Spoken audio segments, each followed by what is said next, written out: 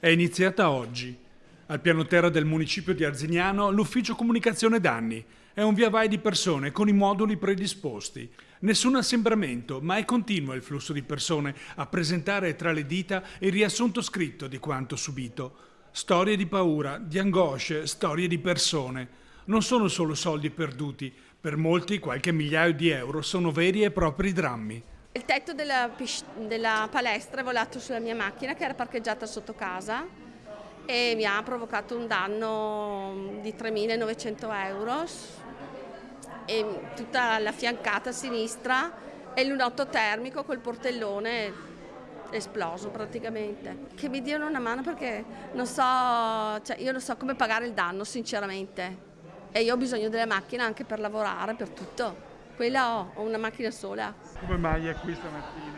Per richiedere i danni di una copertura di un tetto, dei balconi e purtroppo si sono sradicati anche gli alberi del giardino, però siamo tutti interi, meno male. Non è poco come consolazione. Sì, speriamo ci possano aiutare e altrimenti pian pianino rifaremo. Improvvisamente abbiamo visto le tegole del coperto volare in aria.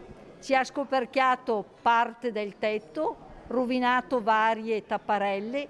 Per fortuna non ci sono stati feriti. Sulle case, scoperchiato i tetti, capannoni, sotto ci sono macchine agricole e danni.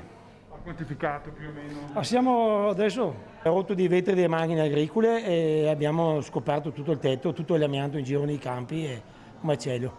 Stiamo ancora lavorando, non so quando finiamo. Oggi sono gli ispettori nazionali a vedere e a fare un sopralluogo. Non è venuto nessuno. Diciamo che è venuto Sai a San Zeno, noi abitiamo una zona un po' fuori via, lo capisco, ci sono stati tanti danni.